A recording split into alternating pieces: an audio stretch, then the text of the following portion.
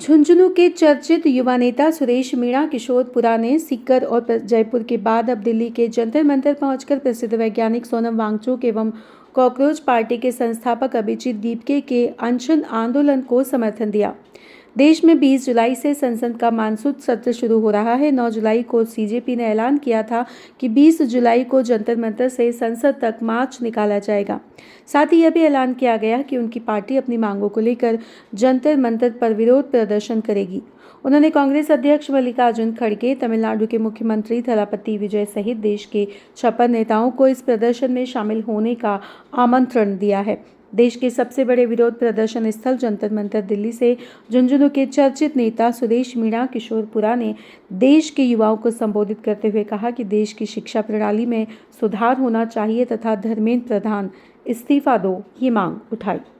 देश की वो स्थली है जहाँ पर बड़े प्रोटेस्ट होते हैं। हिंदुस्तान के अंदर अपनी आवाज़ को बुलंद करने के लिए सबसे बड़ी आंदोलन की, प्रोटेस्ट की, धरने की, शिखर की जो जगह है वो है जंतर मंतर।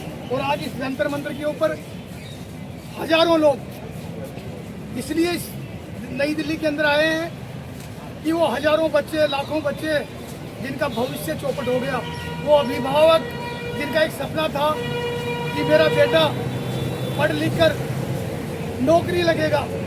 और इसी श्रृंखला में आप देख रहे हैं कि हिंदुस्तान के अंदर सबसे पहले इंडिया के अंदर नीट पेपर से आहत होकर जिस बच्चे ने आत्म किया था वो बच्चा था प्रदीप मेघवाल झुंझुनू गुड़ागोड़ का। उसके पिताजी हैं और आज न्याय के लिए इस जंतर मंतर पे आए हैं। और यहाँ पर हम इस सरकार से पूछना चाहते हैं कि वांगचुक साहब, सोनम साहब का आखिर कसूर क्या था।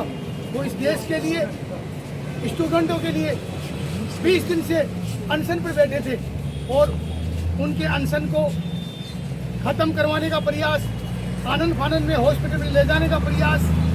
और ये जो कॉकरोच पार्टी के संस्थापक हैं वो कौन सी पार्टी में, वो अभिजीत दीपके स्टूडेंटों की आवाज़ बन के यहाँ पर लड़ाई लड़ रहा है। तो क्या वो गलत है? क्या वो अपने लिए लड़ रहा है?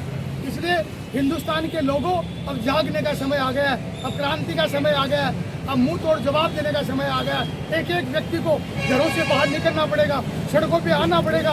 और अब इस हिंदुस्तान के अंदर आपको वो अलग जगह नहीं पड़ेगी। मैं पूछना चाहता हूँ धर्मेंद्र जी प्रधान, आप शिक्षा मंत्री हैं, क्यों कुर्सी से चिपके हुए हो?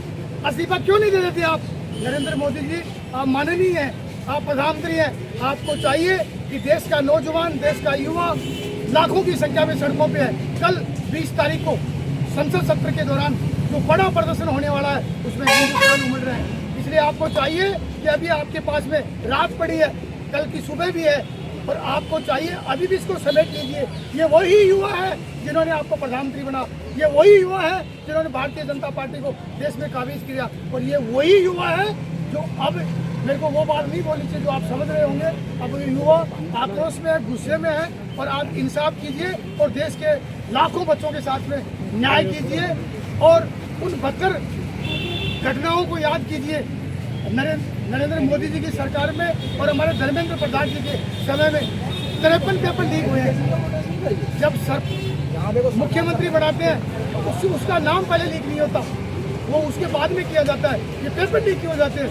इसलिए हम आपकी कोई आलोचना नहीं कर रहे। भारतीय जनता पार्टी के शासनकाल में हम चाहते हैं कि अभी भी आपके पास समय है, सुधार कीजिए, वरना लाखों की संख्या में नेपाल की तरह यहाँ भी क्रांति होने वाली है। हमारे चैनल को भी सब्सक्राइब करें, लाइक करें और शेयर करें।